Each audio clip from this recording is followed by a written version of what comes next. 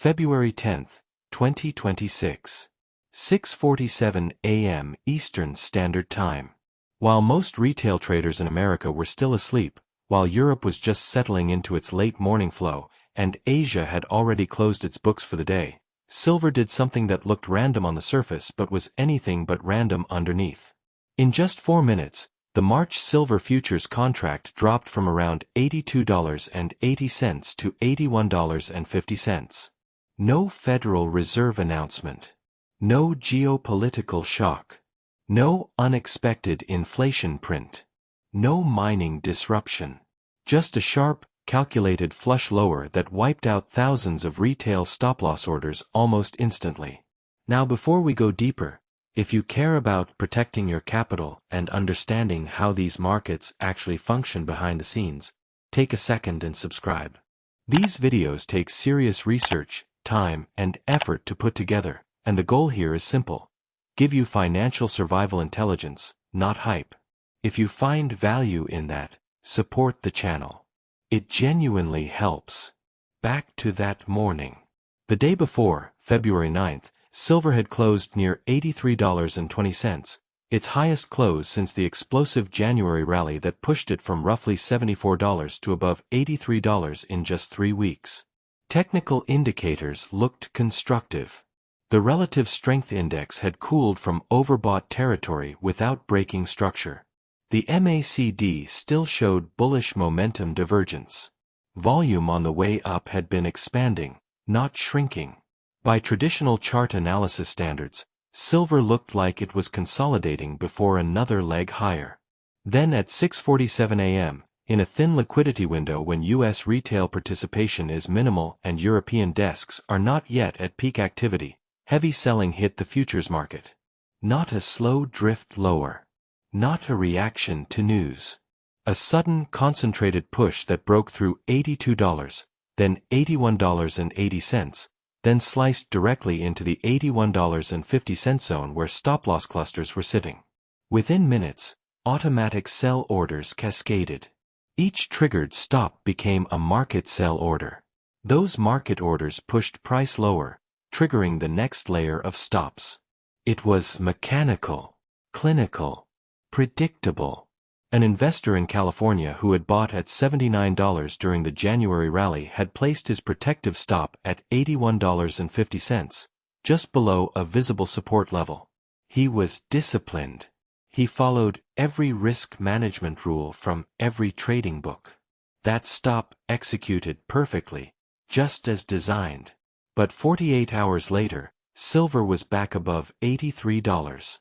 His capital was preserved, yes, but his position was gone.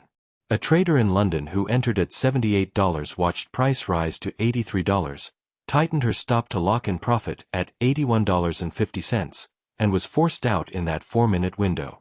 Singapore, Mumbai, Dubai, New York, the same story repeated across time zones. No one missed a news headline because there was no headline to miss. This phenomenon has a name: stop-loss hunting. And it is not a conspiracy theory. It is a structural feature of modern electronic markets. When you place a stop-loss order with most brokerage platforms, that order is not invisible. It becomes part of the exchange's order flow data. Market makers and large institutional trading desks have access to aggregated order flow information. They may not see your individual name, but they can see where liquidity clusters exist. They know, statistically and algorithmically, that below a round number like $82 or a recent support level like $81.50, thousands of protective stops are waiting. In futures markets like COMEX silver, daily volume regularly exceeds 150,000 contracts, with each contract representing 5,000 ounces. That means on an average day, the paper silver traded can represent more than 750 million ounces, almost the equivalent of annual global mine production, which sits around 830 million ounces per year. And yet, over 98% of those futures contracts are settled financially, not through physical delivery. The paper market is enormous compared to the physical market. In that structure, liquidity is both a weapon and an opportunity. If institutions can push price into a known stop cluster during a low liquidity window, the cascade that follows provides them with cheap inventory. Retail traders panic sell into weakness. Institutions buy into that forced selling. This is not illegal by default. Providing liquidity is legal. Using algorithms is legal. Seeing aggregated order flow is legal. The line between aggressive market making and manipulation is intentionally gray. And this pattern is not new.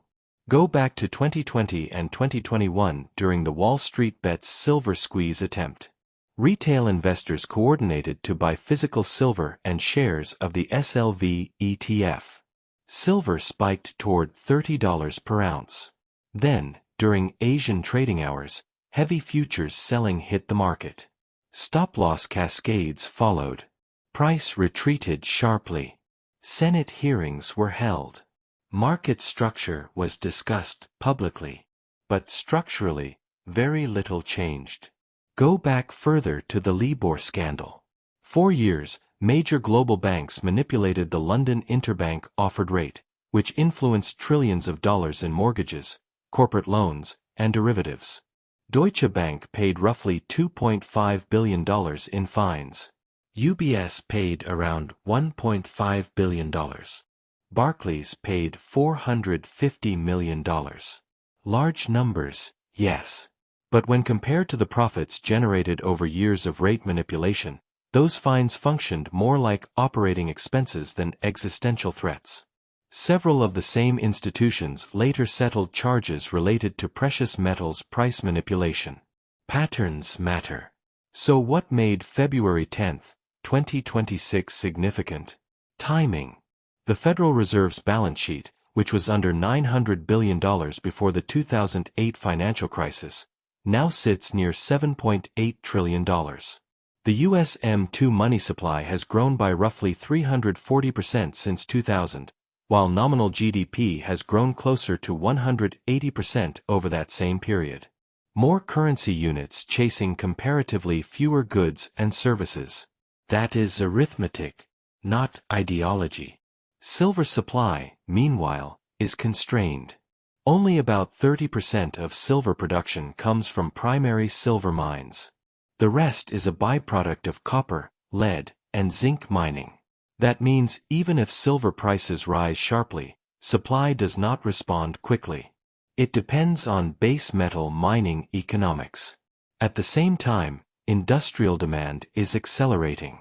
Solar panel manufacturing alone consumes more than 140 million ounces of silver annually, largely for photovoltaic cells where silver's conductivity is difficult to replace at scale. Add to that demand from electronics, electric vehicles, medical devices, and 5G infrastructure. Now consider the divergence between paper and physical markets. 2 years ago, retail physical silver premiums over spot averaged around $2 to $3 per ounce. Recently, premiums of $6 to $9 per ounce have become common depending on product and dealer inventory. That means if the futures price reads $81.50, the actual delivered physical price might effectively be $87 to $90. That gap tells a story. Paper supply is elastic. Physical supply is not. Central banks have been accumulating gold at record levels through 2024 and 2025, with countries like China, India, Turkey, Poland, and Singapore increasing reserves. The motivation is not mysterious. When foreign reserves can be frozen, as demonstrated in 2022 with hundreds of billions of dollars immobilized, sovereign nations reassess counterparty risk. Gold and silver held physically cannot be frozen by foreign decree. In that macro environment, a 4-minute drop in silver futures is not a referendum on long-term value. It is a tactical event within a broader strategic landscape. Institutions understand this. That is why they shake out weak hands before larger moves. They need liquidity to build positions. Retail stops provide that liquidity.